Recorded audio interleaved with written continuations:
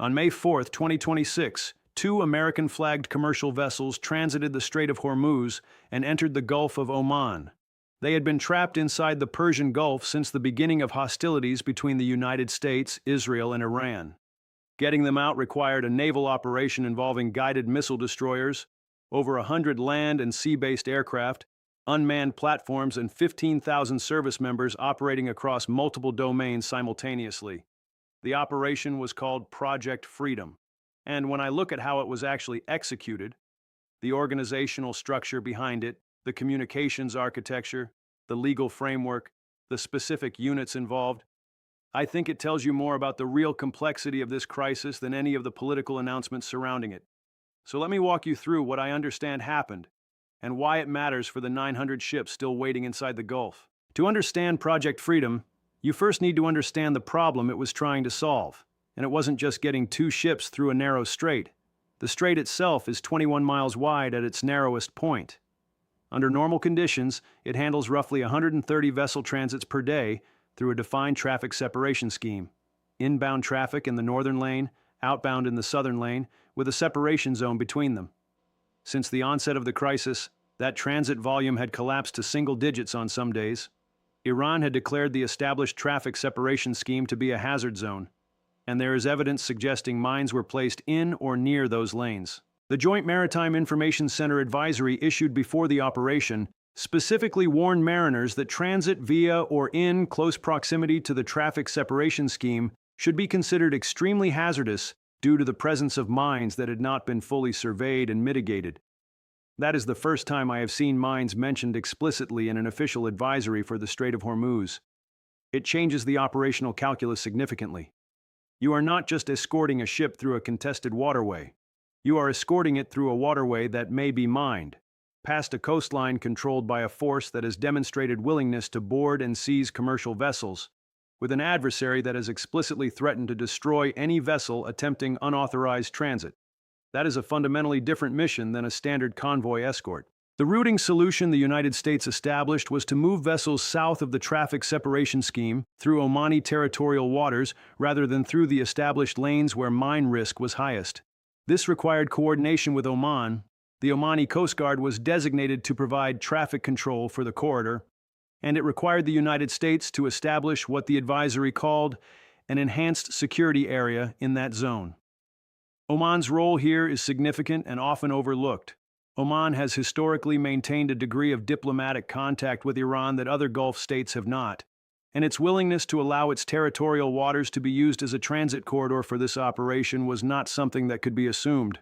That Oman agreed to participate tells you something about the regional calculus.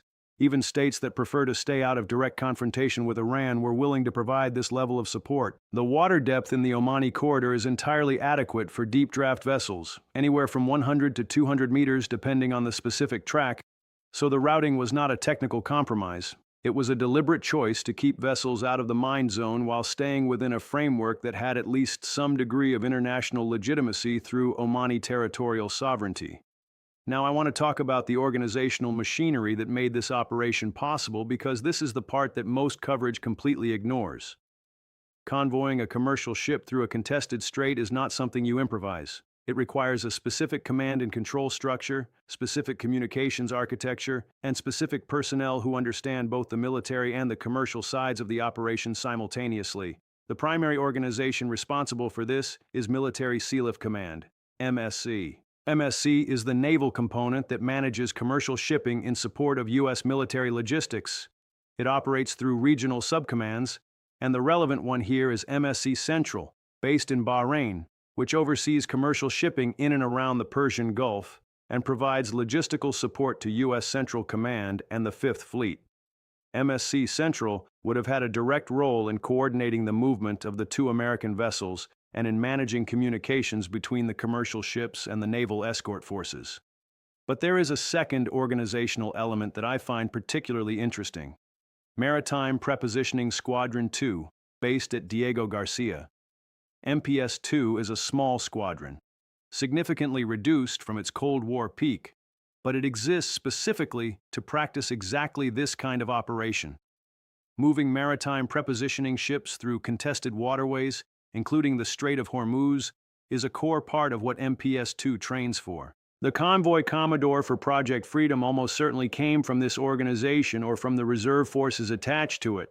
The communications problem is one that most people don't think about, but that I consider central to understanding why this operation took as long as it did to execute. Commercial ships and naval vessels do not naturally communicate on the same systems. Commercial shipping uses VHF radio on open channels. Anyone with a receiver can hear it. Naval vessels use encrypted communications that commercial ships are not equipped to access. In a contested environment where you do not want your adversary to know exactly where your convoy is, when it is moving, and what its intended route is, operating on open VHF channels is not acceptable. The solution is what are called flyaway kits, portable secure communications packages that can be brought aboard a commercial vessel by naval personnel, giving it encrypted connectivity to the escort force and the broader command network. The personnel who carry these kits and who serve as the link between the commercial ship's master and the naval command structure are called tactical advisors, TAADs. They are drawn from a specific reserve component called the Strategic Sealift Officer Force. SSOs are naval reserve officers who are also licensed merchant mariners. They hold both their naval commission and their commercial mariner credentials. They understand how a commercial ship operates, how its master makes decisions, and how to translate between the commercial and military command cultures in real time. I know that in the months before this operation, orders went out calling SSOs to active duty, some assigned to MPS-2 to supplement the convoy staff, others assigned directly to Central Command as TAADs. That prepositioning of personnel is one of the reasons I believe the operation was more carefully planned than the short timeline between the presidential announcement and the actual transit might suggest. There is another layer to this that deserves attention: the Marine detachment question. Since at least August of 2023, the U.S. military had been discussing the concept of placing Marine Corps detachments aboard commercial vessels operating in contested waters. The purpose is close-in defense against the specific threats that have characterized this conflict: unmanned aerial vehicles, unmanned surface vessels, and small boat swarms operated by the IRGC Navy. Private armed security detachments, which became common during the peak of Somali piracy, are not trained or equipped to engage these threats effectively. Marines from a Marine Expeditionary Unit bring the weapons, the training, and the rules of engagement to do so. I believe, based on what I know about the planning for this operation, that the two vessels that transited on May 4th had Marine detachments aboard. I cannot confirm the specific unit, but the MEU assets in the region were positioned to support exactly this kind of mission. The combination of a TAAD providing secure communications and command liaison, a Marine detachment providing close-in defense, and Burke-class destroyers providing the outer escort layer gives you a layered protection architecture that addresses threats at multiple ranges simultaneously. That is not something you put together in 48 hours. That took weeks of preparation. What did the Iranians actually do in response? The public record shows a verbal warning from the IRGC Navy declaring the strait closed and threatening destruction of any vessel attempting unauthorized transit.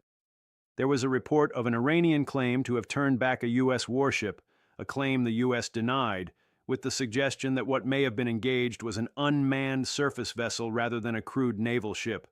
The U.S. has deployed significant numbers of unmanned platforms in the region, and an Iranian engagement with one of those would allow both sides to characterize the incident in ways consistent with their respective narratives.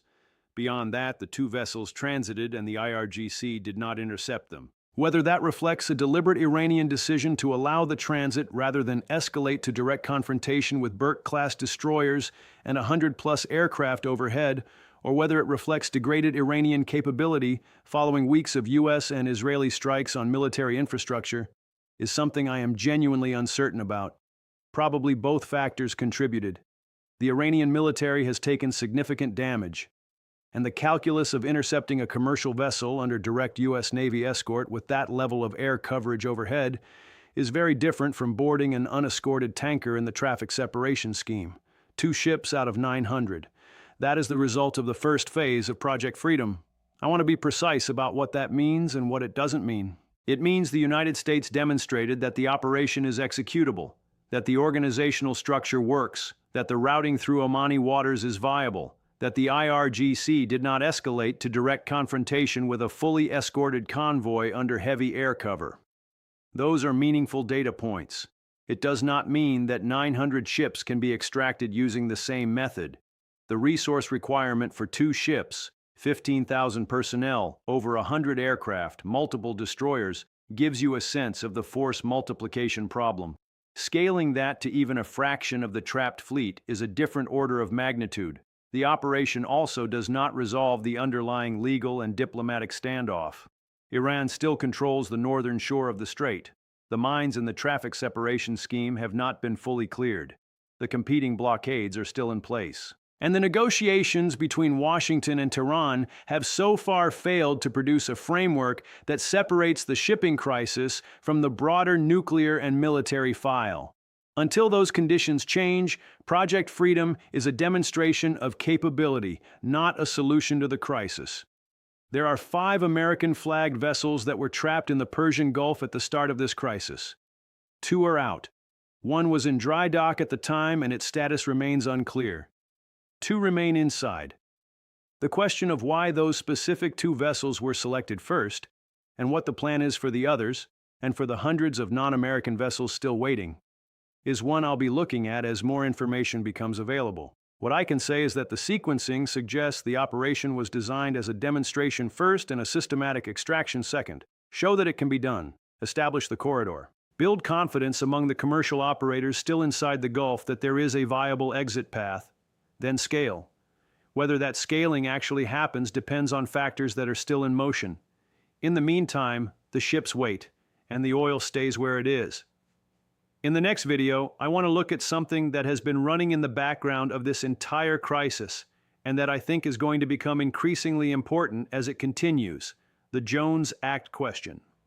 There are specific provisions of U.S. maritime law that affect what American-flagged vessels can and cannot do in this environment, and the question of whether Jones Act waivers are necessary and whether they are working is one that directly affects the domestic fuel supply situation in the United States.